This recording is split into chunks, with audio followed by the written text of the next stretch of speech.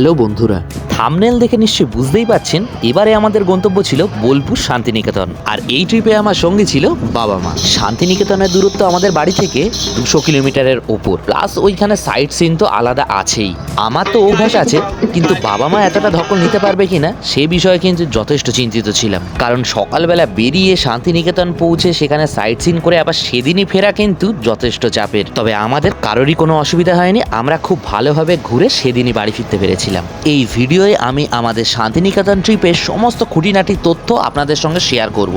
শান্তিনিকেতনে আসতে গেলে এখানকার কোন মিউজিয়াম কবে খোলা আর কবে বন্ধ এটা অবশ্যই জেনে নিয়ে তারপরেই কিন্তু ট্রিপ প্ল্যান করা প্রয়োজন, নইলে কিন্তু এত দূর আসার পরে আপনাদের অনেক ইম্পর্টেন্ট জিনিসই দেখা হবে না। ভিডিওটি শেষ অবধি দেখার পর আশা করি আপনাদের আর কোনো প্রশ্ন থাকবে না। সবার প্রথম কাজ ছিল শিয়ালদা থেকে কোন ট্রেন কটার সময় বোলপুর যায় সেটা দেখা। আমরা যেহেতু বৃহস্পতিবার যাব ঠিক করেছিলাম, সেই দিন দেখলাম সবার প্রথম ট্রেন 6:50 সাবরুম কাঞ্চনজঙ্ঘা এক্সপ্রেস, যেটি 9:23 শান্তিনিকেতন স্টেশনে পৌঁছাবে দেখাচ্ছিল। আর যার জেনারেল টিকিটের মূল্য 70 টাকা। শিয়ালদা থেকে প্রায় 50 কিলোমিটার দূরে থাকি, তাই ক্যালকুলেশন করে দেখলাম আমরা যদি 6:50 ট্রেন ধরেই বোলপুর যেতে চাই তাহলে আমাদের নিকটতম স্টেশন ভাসিলা থেকে সেদিনকার প্রথম লোকাল ধরেই শিয়ালদা পৌঁছাতে হবে। রাতে ঘুম তো একদমই হয়নি, চলে এসেছি ফার্স্ট টাইম ধরবো, তাই এবারে ট্রিপে মা বাবা সবাই আছে। এই যে সবাই বসে আছে স্টেশন, আমি ঘোরাঘুরি করছি। দেখা যাক ট্রেন কখন আসে। একদম ঠিকঠাক টাইমে আমাদের ফার্স্ট ট্রেন চলে আসে, আর সেখান থেকে আমরা যথা টাইমেই শিয়ালদা পৌঁছে যাই। শিয়ালদা নেমেই ছুটে চলে যাই টিকিট কাটতে গিয়ে দেখি 70 না 75 টাকা করে ভাড়া। 3টে জেনারেল টিকিট কেটে নিই 225 টাকা দিয়ে। সামনে একটা জটলা দেখতে পাচ্ছি, তার মানে এটাই ছিল। শেষ অবধি যাওয়া হবে কিনা বুঝতে পারছি না এখন। প্রথম যে জেনারেল কামরার ডিব্বা তার লাইন 100 মিটার হয়ে গেছে, ছাড়িয়ে গেছে। এখন পরেরটা কতটা বেশি সেটা দেখার চেষ্টা করছি, মানে শেষে যে জেনারেল কামরাটা হয় সেটার লাইনটা দেখি কতটা। বেশ কিছুক্ষণ জেনারেল ডিব্বার লাইনে দাঁড়ানোর পর আমাদের ট্রেনের দেখা পেলাম। 6:15 নাগাদ আমাদের প্ল্যাটফর্মে আমাদের ট্রেন চলে আসে। এখন 6:30 বাজে, 6:50 ছাড়বে ট্রেন। তো জেনারেল কামরায় উঠে গেছি, উপরে বসে আছি, দেখি এখন কখন নামি। মার বাবিকে নিচে বসিয়ে দিয়েছি। ঠিক আছে, চলো, টিকিট আছে এই যে। বর্ধমান স্টেশন আসতে না আসতেই ট্রেনে অনেক রকম খাবার দাবার ওঠা শুরু করে। আমরাও একটা পুরি সবজির প্যাকেট নিয়ে নিই 30 টাকা দিয়ে। বলছিল গরম, কিন্তু খেয়ে দেখলাম যথেষ্ট ঠান্ডাই, মোটামুটি আমার খুব একটা ভালো লাগেনি। প্রায় 25 মিনিট ডিলে ছিল আমাদের ট্রেন। আমরা 9:49 নাগাদ বোলপুর শান্তিনিকেতন স্টেশনে নামি। স্টেশন থেকে বাইরে বেরোতেই কয়েকজন টোটো চালক চলে আসে তাদের সাথে পুরো শান্তিনিকেতন ঘোরার জন্য। ট্রেন লেটের কারণে এমনি আমাদের আধ ঘন্টা দেরি হয়ে গেছিল, তাই খুব বেশি এদিক ওদিক না গিয়ে ওখান থেকেই আমরা এক টোটোওয়ালা দাদাকে বুক করে নিই এই সকাল 10টা থেকে সারা দিন শান্তিনিকেতনে ঘোরার জন্য। এখন বাজে 10:01। ট্রেন একটু লেট করেছিল, তবে টোটো বুক করতে আমরা লেট করি, বুক হয়ে গেছে। এখন দেখি কত তাড়াতাড়ি আমরা কমপ্লিট করতে পারি সাইড সিন, তারপর আবার ট্রেন ধরে বাড়ি। ফার্স্ট আমরা কোথায় যাচ্ছি? কঙ্কালীতলা। আচ্ছা আচ্ছা, তারপর সেখান থেকে কঙ্কালীতলা হওয়ার পর বিশ্বভারতী যাবো শান্তিনিকেতন। আচ্ছা আচ্ছা, ঠিক আছে, সব ঠিকঠাক করে ঘুরিয়ে দেবেন, আর কোথায় কখন যাচ্ছি একটু বলে দেবেন, ঠিক আছে? এই টোটো ফাইনালি কত টাকা দিয়ে বুক করেছিলাম এটা নিশ্চয়ই এবার জানতে ইচ্ছা করছে। একটু ওয়েট করুন, সব বলবো। বীরভূম জেলাটাও আমার কাছে প্রথমবারই ছিল। বোলপুর শান্তিনিকেতন থেকে কঙ্কালীতলা মন্দিরের দূরত্ব প্রায় 9 কিলোমিটার। যেতে যেতে এই এলাকার ঐতিহ্য বলা যেতে পারে, যেসব পুরনো বাড়ি ঘরদোর আছে, মাটির বাড়ি, উপরে টিনের চাল, এই ধরনের অনেক বাড়ি চোখে পড়ছিল। সেখানকার পাবলিক বাস, আবার সেখানকার কিছু মহাপুরুষের মূর্তি, সেসব দেখতে দেখতেই আমরা এগিয়ে যাচ্ছিলাম। আর কিছুটা ফাঁকা জায়গা পেরিয়েই চলে আসলাম কঙ্কালীতলা। বাঁ দিকটা হলো শিব মন্দির। আচ্ছা, এই কঙ্কালীতলা ঢুকতেই আমাদের টোটো পার্কিং এর জন্য সেখানে 10 টাকা দিতে হয়, আর তাদের থেকে এরকম একটা হলুদ স্লিপ আমাদেরকে দেওয়া হয়। সেটাকে বাঁ দিকে আছে কঙ্কালীতলা মন্দিরটা, যেটা আমাদের 51 ফিটের লাস্ট ফিট সতীপীঠ। আর মন্দিরের পুরো পিছনে আছে কোপাই নদীটা। এখানে কবিতা লিখেছে, আমাদের ছোট নদী চলে আঁকে বৈশাখ মাসে তার হাঁটু জল থাকে। ওই কবিতাটা এখানে লিখেছে। ঠিক এভাবেই আমাদের টোটোওয়ালা দাদা প্রথম থেকে শেষ অবধি দারুণ ঘুরিয়েছেন, দারুণ গাইড করেছেন। এই সামনে সারি দেওয়া দোকানগুলো হচ্ছে কচুরি আর চপের দোকান মূলত, আর এর পাশে রাস্তার ঠিক ওই ধারে যে দোকানগুলো দেখা যাচ্ছে ওই দোকানগুলোয় ফুল বা ডালি পাওয়া যায় পুজো দেওয়ার জন্য। এখন কঙ্কালীতলায় এসেছি, পেছনেই রয়েছে কোপাই নদী। সেটাই এখন দেখতে যাচ্ছি। এই হলো সামনে কঙ্কালীতলা শক্তিপীঠ মন্দির। এই মন্দির চত্বরের মধ্যেই সেখানকার স্থানীয় হস্তশিল্পের অনেক স্টেশনারি দোকান বসেছে দেখলাম। এরপর মন্দির চত্বরের পাশ দিয়ে কোপাই নদীর ঘাটের দিকে যাওয়ার সময় দেখলাম সেখানে একটা বট গাছের নিচে একজন বাউল গায়ক বসে দারুণ গান গাইছে।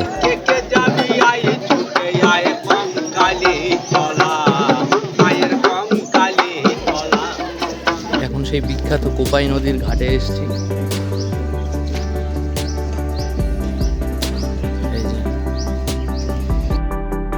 এটি হলো কোপাই নদীর ঘাট। এখানে অনেকেই স্নান করে তারপর পুজো দিতে যায়। আর ঠিক ঘাটের পাশেই রয়েছে আরতি করার জন্য একটা মঞ্চ। সেখানে গিয়ে মাকে একটা আবৃত্তি করতে বললাম। আমাদের ছোট নতুন চলে আঁকে বাঁকে, বৈশাখ মাসে তার হাতি জল থাকে, চিক চিক করে বাড়ি কোথাও নাই কাদা, একধারে কাশ বন ফুলে ফুলে সাদা। এখনো মনে আছে? ওই আছে কিছু কিছু কিছু কিছু ফুলে গেছে। কোপাই নদী দেখা হয়ে গেল, আর তার সাথে একটা কবিতা শোনা হয়ে গেল এই কোপাই নদী নিয়ে। সামনেই চোখে পড়লো কোপাই নদীর চরের কিছুটা বালি। ওখান থেকে যতটা দেখা যাচ্ছিল কোপাই নদী ততটাই ভিডিও করার চেষ্টা করলাম। ঘাটের সামনের রাস্তাটা দিয়ে সোজা চলে গেলে শুনলাম সেখানে একটি নাকি পার্ক আছে, আর তার সামনে একটা বাথরুমও। এখানে আসার পর যদি কারো বাথরুমের দরকার হয় এটি ইউজ করতে পারেন। আশেপাশে আর কিন্তু কোথাও বাথরুম নেই। এর সামনেই রয়েছে কঙ্কালীতলা মাটির সৃষ্টি প্রকল্প। এটিই হলো সেই পার্ক। ঢুকেই বাঁদিকে রয়েছে টিকিট কাউন্টার, আর তার সামনেই লেখা আছে প্রবেশ মূল্য 20 টাকা।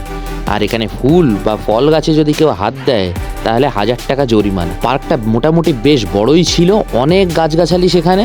তবে আমি ভেতরে ঢুকিনি, আমি জাস্ট দেখে বেরিয়ে এসেছি। এই কঙ্কালীতলায় 3টে জিনিস আছে দেখার মতো। একটা হচ্ছে মন্দির, একটা হচ্ছে কোপাই নদীর ঘাট, আর আরেকটা হচ্ছে এই কঙ্কালীতলা মাটির সৃষ্টি প্রকল্প। কেমন লাগছে এখনো অবধি? খুব ভালো। খুব ভালো লাগছে। এটা তো সবে শুরু, এখন সারাদিন ঘুরতে হবে। খুব মজা হবে। ঠিক আছে। খিদে পেয়েছে? অল্প একটু খেয়েছি। ঠিক তখনই চোখে পড়ে এক আখের রস বিক্রেতাকে। ভাই পিছনে একটু ভোগ রান্না হচ্ছে। হ্যাঁ, আচ্ছা, এই ভোগ কখন বিতরণ হয়? 12:30টায়। ওই ভাইয়ের কাছ থেকে আমরা 10 টাকা করে 3 গ্লাস আখের রস নিই। সেটা খেয়ে আবার মন্দির চত্বরে প্রবেশ করি। ফেরার সময় দেখলাম মন্দিরে পুজো দেওয়ার জন্য পুণ্যার্থীদের লম্বা লাইন। পাশেই দেখলাম একজনকে প্রসাদের কুপন নিয়ে বসে আছে। ভোগের কুপন কত করে? 7 টাকা। ঠিক বেরোনোর সময় একজনের বাঁশির সুর আমাকে তার কাছে টেনে নিল।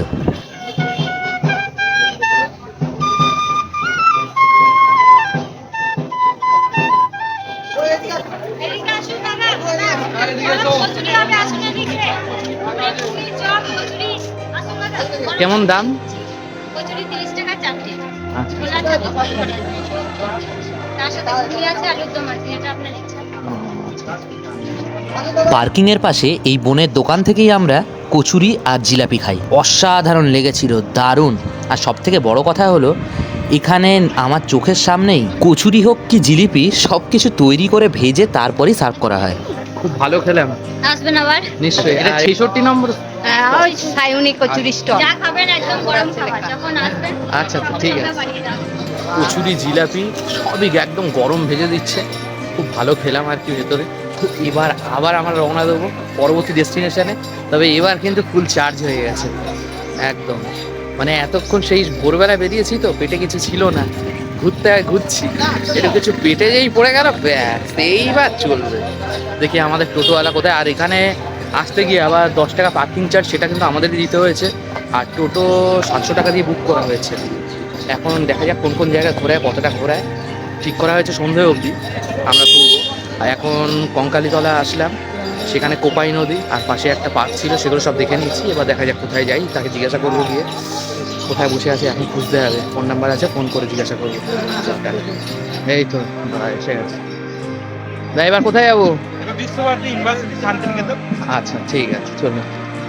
এই কঙ্কালীতলাতেই আমাদের অনেকটা টাইম কেটে গেছিল। এত ভালো লেগেছিল জায়গাটা যে কি বলবো। এর পরের ডেস্টিনেশন বিশ্বভারতী ছিল এখান থেকে প্রায় 8 কিলোমিটার দূরে। দাদা আপনার বাড়ি কি এখানেই? আমার বাড়ির পেছনের কাছে। ও আচ্ছা আচ্ছা, আপনার নাম? পঙ্কজ সাউ। আচ্ছা আচ্ছা, এই যে কোপাই নদী, এই কোপাই নদী মানে এরকমই থাকে নাকি কখনো কখনো জল খুব বেশি হয়? এটা বর্ষাকালে জলটা পুরো উঠে যায়। কঙ্কালীতলা মন্দিরটা প্রায় 1 দিনের জন্য ডুবে যায়, জলটা কন্টিনিউ করতে থাকে। ও আচ্ছা আচ্ছা। মিউজিয়ামে কখন যাবো আমরা? মিউজিয়ামটা ওটা বৃহস্পতিবার বন্ধ হতে পারে।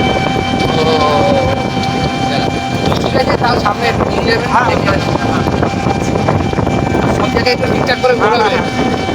শান্তিনিকেতনের মেন মিউজিয়ামটাই বৃহস্পতিবার বন্ধ থাকে। এটা শুনে মনটা সত্যিই খুব ভেঙে গেছিল। তবে ভেতরে ঢুকতে না পারলেও ভেতরে কি কি আছে সবই জানতে পারি এই পঙ্কজ ভাইয়ের কাছ থেকে। বাঁদিকে এটা হলো সেন্ট্রাল লাইব্রেরি বিশ্বভারতী। বাঁদিকে আছে শান্তিনিকেতন আশ্রম, যেটা শুরু করেছিলেন মহেশ্বর দেবেন্দ্র ঠাকুর 1863 সালে। বোলপুরে আসেন 1862 সালে 1 টাকা বিনিময়ে 20 বিঘা জমি কিনেছিল। তারপরে এই আশ্রমটা শুরু করেছিলেন, এই শান্তিনিকেতন আশ্রম। এদিকে সোজা চলে গেলে একটা বড় মাঠ আছে, সেই মাঠে আগে বসন্ত উৎসব মানে দোল খেলাটা হতো লকডাউনের আগে। লকডাউনের পর থেকে এখানে দোল খেলাটা বন্ধ করছি। ওই সোনাঝুরি হাটের পাশে শালবন, সেইখানে হয়েছিল গত বছর, ওইখানেও বন্ধ করে দিয়ে এখন কঙ্কালে চলে এখন হয়। আচ্ছা, এর ভেতরে কি আমরা ঢুকতে পারবো? লকডাউনটা হয়েছিল, তারপর থেকে টুরি তারাও পুরো বন্ধ করছে।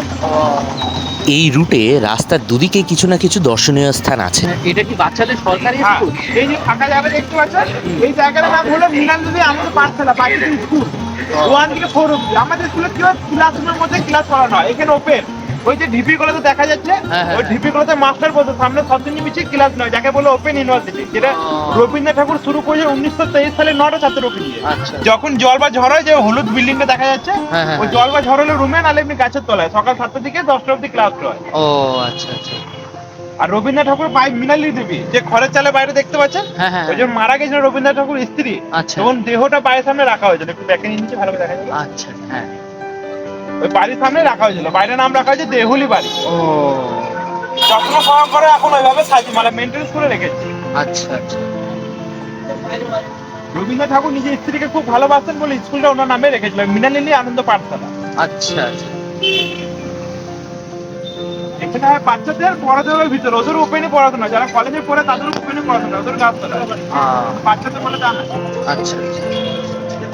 এমনকি এখানে বিশ্বভারতীর মধ্যে যতগুলো ডিপার্টমেন্ট আছে, যেমন বাংলা বলো, ইতিহাস বলো, সব ডিপার্টমেন্টের জন্য পার্সোনাল হোস্টেল আছে আলাদা আলাদা করে। অন্য অন্য কলেজে কি থাকে, দুটো হোস্টেল থাকে, একটা মেয়েদের একটা, ছেলেদের একটা। হ্যাঁ, হ্যাঁ, হ্যাঁ। এখানে যত ডিপার্টমেন্ট, সব ডিপার্টমেন্টের পার্সোনাল আলাদা আলাদা হোস্টেল। আচ্ছা আচ্ছা। আবার কেউ যদি চায় 4-5 বন্ধু মিলে রুম নিয়ে ভাড়া করে থাকবো, সেটা পারমিশন আছে। আচ্ছা আচ্ছা।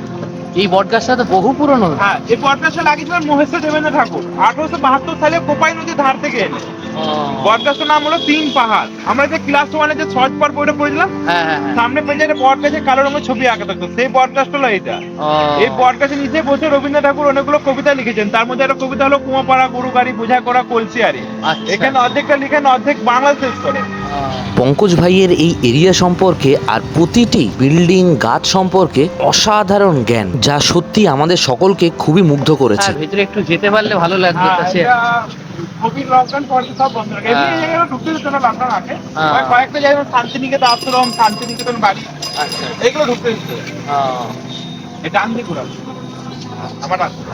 আচ্ছা। ওই ডান দিকে দেখুন একটা কুয়ো দেখা যাচ্ছে। হ্যাঁ হ্যাঁ ওই জায়গাটার নাম হলো পান্থশালা। রবীন্দ্রনাথ ঠাকুর যখন বেঁচে ছিলেন, ওই কুয়োতে জল তুলে দিতেন, তার সাথে কোনো একটা মিষ্টি জিনিস, চিনি হোক বাতাস হোক, কোনো জল তুলে দিয়ে তার সাথে ওটা দিত, জল পান করে চারপাশে বসায় আশ্রয় আছে, ওই যে বসে আশ্রয় নিত। তখনকার যুগে তো চাপা কল, জার্মান কল এগুলো ছিল না, নদীর জল না পুকুরের জল না কুয়োর জল পান করতো। আচ্ছা। এখনো বাঙালি ঘর গেলে দেখতে পাবেন শুধু জল দেয় না, তার সাথে একটা কোনো মিষ্টি জিনিস দিতে, তার সাথে খাবার নেই। আচ্ছা আচ্ছা। মাছ গাছে মাটি বাইরে দেখতে পাচ্ছেন, হ্যাঁ। মাটি বাইরে পুরো মাঝখানে দেখুন তাল গাছ দাঁড়িয়ে আছে। হ্যাঁ হ্যাঁ। এই গাছটার নাম হলো তালধ্বজ বাড়ি, এই বাড়িটার নাম। ও। রবীন্দ্রনাথ ঠাকুর একটা কবিতা লিখেছিল, তাল গাছ এক পায়ে দাঁড়িয়ে সব গাছ আর উকি মারে আকাশে। হ্যাঁ, হ্যাঁ। এই গাছটা দেখে কবিতা লিখেছিল। প্রথমে গাছটা ছিল, পরে বাড়িটা করা হয়েছে। আচ্ছা আচ্ছা। রবীন্দ্রনাথ যে জিনিসটা দেখে, সেই জিনিসটা দেখে একটা কবিতা লিখেছে, যেমন নদীটা দেখে কবিতা লিখেছে যে আমাদের ছোট নদী চলে আঁকে বাঁকে, গাছটা দেখে সেম কবিতাটা লিখেছে। হ্যাঁ হ্যাঁ। তাল গাছ এক পায়ে দাঁড়িয়ে। আচ্ছা আর ম্যাক্সিমাম কবিতা লিখতে হয় বট গাছ নিয়ে বলতে। আচ্ছা ওইখানে অর্ধেকটা সে লিখেছিল, অর্ধেকটা বাংলাদেশ। আচ্ছা। বাহ, এই ঘরটা তো দারুণ দেখতে। এই ঘরটার নাম হলো উপাসনা গৃহ কাজ মন্দির। আচ্ছা। রবীন্দ্রনাথ ঠাকুর ব্রহ্ম বংশে ছিলেন, কোন মূর্তি পুজো বিশ্বাস করতেন না, আচ্ছা। বিনা মূর্তি ধ্যান করতেন এই যারা বসে। আচ্ছা। এটা বেলজিয়াম কাছে তৈরি আর ইটালিয়ান টালি। প্রতি বুধবার সকাল 7টার সময় যারা সাদা পোশাক পরে আছে তাদেরকে ঢোকার জন্য অ্যালাউ করে, তখন প্রার্থনা এর মধ্যে। আর বসন্ত উৎসবে যে লকডাউন আগে, তখন যে টিভিতে প্রোগ্রাম লাইভ দেখানো হতো, তখন প্রোগ্রামটা করতো এখানে। লকডাউনের পর তো এখানে বসন্ত উৎসব বন্ধ হওয়ার কারণে প্রোগ্রামটা বন্ধ করে দিয়েছে। আচ্ছা। শান্তিনিকেতন আমরা যখন দোল খেলাটা হয়, তখন দোল খেলার সময় এখানে দোল খেলা হয় না, তারপরে 10 দিন পর তখন শান্তিনিকেতন বিশ্ববিদ্যালয় যারা স্টুডেন্ট, তখন দোল খেলাটাও করায়। আচ্ছা। তখন যে কেউ ঢুকতে পারে সাদা পোশাক পরে। আচ্ছা। আর ডান দিকে দেখেন, ডান দিকে যে মাঠটা দেখতে পাচ্ছেন, হ্যাঁ যখন রবীন্দ্রনাথ ঠাকুর বাবা মহেশ্বর দেবেন্দ্রনাথ ঠাকুর পৌষ মেলাটা যখন শুরু করেন, হুম। এই মাঠটায়, আচ্ছা। এই মাঠটা ছোট হওয়ার কারণে যে সেন্ট্রাল লাইব্রেরি দেখালাম, আচ্ছা। ওর ভিতরে বড় মাঠ আছে, এর থেকে 3 গুণ বড়। ও। ওই মাঠে এখন মেলাটা চলে গিয়েছে। আচ্ছা। লকডাউন আগে মেলাটা হতো 1-1.5 মাস, এখন সেটা করে দিয়ে 6 দিন। ওরে বাবা। এই বাঁ দিকে আরেক কোথায়? এই বাঁ দিকে যে হলুদ বাড়িটা দেখতে পাচ্ছেন, এই বাড়িটার নাম হলো শান্তিনিকেতন। আমরা যে বলি বোলপুর শান্তিনিকেতন, অ্যাকচুয়ালি বাড়িটার নাম শান্তিনিকেতন। ও। এই বাড়িটা তৈরি করেছেন মহেশ্বর দেবেন্দ্র ঠাকুর 1863 সালে। আচ্ছা। কলকাতা যেমন জোড়া ঠাকুর বাড়ি, সেম বাড়ি হলো এটা। এর মাথা উপরে দেখলে 3 দিকে 3 রকম লাগে, চার্চ, মসজিদ আর মন্দির। তাই? হ্যাঁ। সেটা এখান থেকে গেলে দেখা যাবে? না, এটা দেখা যাবে না, গাছের পুরো ছাউনিতে পুরো আড়াল হয়ে থাকে। আর এই হলো প্রপার শান্তিনিকেতন।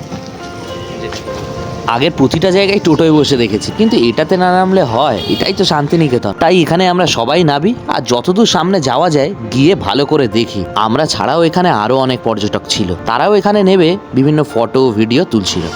ঠিক আছে, দেখা হলো শান্তিনিকেতন। তো তাহলে দেখলাম, এবার কোথায় যাবো দাদা? এখন শান্তিনিকেতন আরো কিছু জায়গা আছে, ওগুলো বলতে বলতে চলে আবার ডিয়ার পার্ক। আচ্ছা আচ্ছা, ঠিক আছে। এরপর আমরা এখান থেকে সাইট সিন করতে করতে ডিয়ার পার্ক গেছিলাম, আর সেখানে গিয়ে অনেক হরিণ দেখতে পেয়েছিলাম। সবই আপনাদেরকে দেখাবো, বলবো আমার শান্তিনিকেতন ভ্রমণের সমস্ত অভিজ্ঞতা। এই এপিসোড এই অবধি, কেমন লাগলো অবশ্যই জানাবেন। সবাই ভালো থাকবেন, সুস্থ থাকবেন। তাহলে দেখা হচ্ছে নেক্সট এপিসোডে। বাই।